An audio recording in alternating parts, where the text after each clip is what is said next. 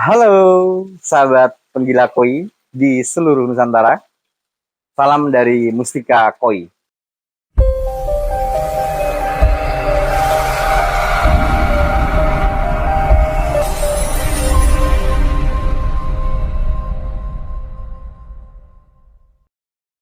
Oke, kita akan membahas tentang 6 cara menjinakkan ikan koi supaya mau hand feeding. Jadi, memelihara atau hobi kita terhadap ikan hias itu memang sangat menyenangkan daripada hobi yang lain ya, menurut saya seperti itu. Jadi kalau kita pelihara ikan, gampangnya itu kita tidak perlu membuang kotorannya, tidak perlu membuang pipisnya. Jadi memang sangat mudah sekali untuk memeliharanya. Bahkan kalau filterisasi itu kita baik, 1 bulan 1 kali, dan waktunya juga kita bisa tentukan sendiri kapan nih mau kita kuras. Kalau misalnya tidak ada hari libur ya kita tunggu sampai hari libur kan bisa. Jadi sangat sangat sangat mudah sekali untuk memelihara ikan koi tersebut. Lalu kita juga ketika kita berada di pekerjaan yang sangat ruwet, mungkin kacau gitu ya, koi ini bisa mengalahkan layar televisi Anda. Menurut saya ini sangat baik sekali untuk peliharaan ikan koi daripada kita melihara anjing, kucing. Bukan kita mau menjelekkan mereka ya, atau kita menjudge anjing dan kucing itu tidak baik untuk dipelihara, tapi menurut saya sih ikan koi ini lebih baik lagi. Kalau anjing saya juga punya, kucing juga saya juga punya, tapi memang hobi sih. Jadi kalau menurut saya, karena saya udah mencoba burung dan lain-lain, ini koi adalah sangat yang paling mudah untuk dipelihara, karena kita hanya memelihara air, bukan memelihara koinya saja sih. Kita bisa merasa puas menikmati keindahan ikan-ikan tersebut sambil bercengkrama dengannya. Bayangkanlah saat Anda lelah setelah pulang dari tempat bekerja, lantas disambut oleh ikan-ikan hias di kolam. Pasti sangat menyenangkan rasanya, seketika Anda bakal sangat gembira dan rasa capai pun langsung sirna begitu saja. Kalau berminat, Anda bisa mencoba melihara ikan koi yang notabene terkenal sangat jinak dan mudah bergaul dengan manusia. Jadi pada dasarnya semua ikan koi itu mempunyai sifat dasar yang jinak. Ikan ini merasa sangat senang apabila dapat berkumpul dengan teman-temannya, kemudian berenang bersama-sama.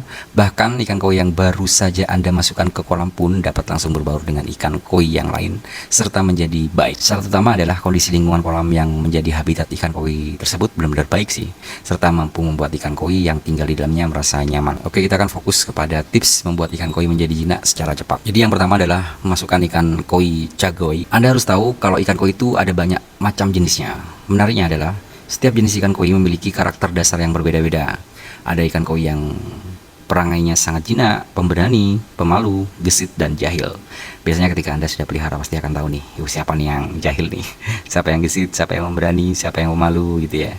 Jadi biasanya seiring dengan berjalannya waktu, ikan-ikan ini akan menjadi jinak dengan sendirinya karena sudah beradaptasi dengan lingkungannya. Adapun jenis ikan koi yang paling jinak ialah ikan koi cagoy. Anda bisa melihara beberapa ekor ikan cagoy untuk membuat ikan koi jenis lainnya ikut-ikutan jinak. Jadi ikan koi itu ada lebih dari 50 jenis, nanti kita akan bahas juga. Paling terkenal sih di Indonesia ada 12 ya, sekitar 12, mungkin dari 12 itu dikawin-kawin silang, jadi ada jenis-jenis yang baru. Jadi yang kedua adalah memastikan kualitas air normal. Jadi ketika kita memelihara ikan pada saat yang bersamaan, adapun harus memelihara kondisi air. Jadi kita tidak hanya memelihara ikan tapi juga memelihara air yang menjadi habitatnya. Pasalnya kondisi air berpengaruh besar terhadap lingkungan kesehatan ikan. Ikan-ikan koi akan tumbuh dengan baik dan normal apabila dipelihara di air yang sesuai dengan kebutuhannya. Sebaiknya ikan koi yang dipelihara di air yang tidak bagus, maka perilakunya pun ikut berpengaruh menjadi tidak normal. Ikan koi tersebut akan terlihat pasif, menyendiri, lemas, dan susah dijinakkan. Yang ketiga adalah menjaga kondisi suasana kolam.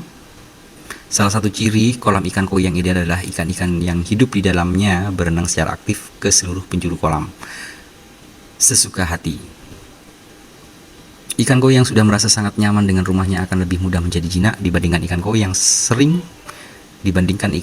sering merasa tertekan, stres, dan belum beradaptasi dengan baik. Untuk menunjang kenyamanan kolam, Anda bisa memasang fitur seperti air terjun, air mancur, tanaman air, atau gua sebagai tempat persembunyiannya. Karena seperti yang saya katakan tadi, koi itu memiliki karakter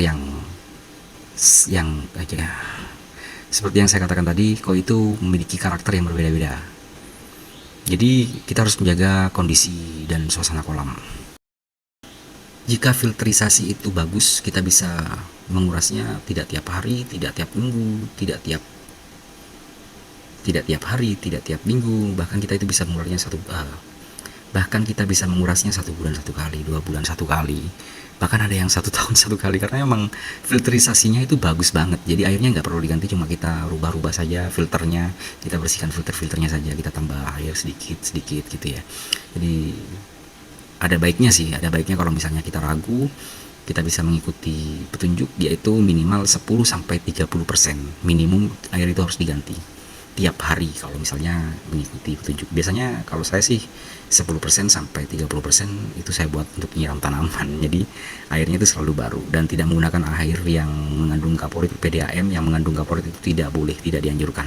Tapi kalau misalnya menggunakan air sumur atau bor itu sangat dianjurkan. Tapi tergantung juga sih kedalaman airnya itu berapa. Kalau misalnya di bawah 10 meter itu masih terkontaminasi dengan lingkungan sekitar. Jadi kita perlu selektif, makanya tidak boleh langsung habis dikuras, itu akan menyebabkan koi itu akan mati. Jadi harus dikuras per 10%, 20%, 30% tiap hari.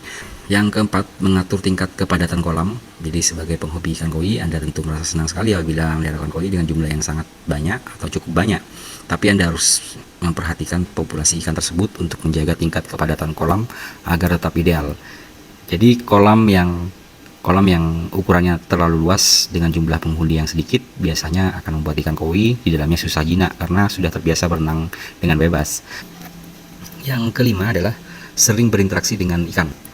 Jadi ada pepatah bilang, tak kenal maka tak sayang. Kalau Anda mau cepat akrab dengan ikan koi, Anda harus sesering mungkin mengajaknya berinteraksi. Paling gampang, Anda bisa memberikan pakan kepada ikan koi tersebut langsung dari tangan Anda. Mulailah dari menaburkan pelet untuk memancing ikan koi mendekat kepada Anda. Kemudian Anda bisa memberi potongan roti tawar yang cukup panjang agar ikan koi mau makan langsung. Jangan menyerah sebab dibutuhkan percobaan beberapa kali sampai ikan koi berani mendekati kita. Yang terakhir adalah berikan waktu khusus untuk perlakuan makan. Yang keenam adalah berikan waktu khusus untuk memberikan pakan. Jadi kita harus memberikan waktu secara khusus, misalnya 1 hari 1 kali di jam berapa, atau di pertengahan hari, atau di pergantian malam gitu ya. Ya dikasih kode-kode lah. Jadi nanti ketika jam-jam tersebut pasti koi akan mencari kita untuk makan. Namun kalau sudah jinak 1 jam 1 kali, mereka itu pasti akan minta makan guys. Kalau misalnya koi sudah jinak, mereka itu akan makan apa saja, termasuk ketika kita mau memberinya makan setiap jamnya pun mereka pasti akan datang dan menghampiri kita. Mungkin itu saja yang perlu dibahas pertemuan kita kali ini. Like the future, semangat jangan pernah berubah. Salam Mustika Koi.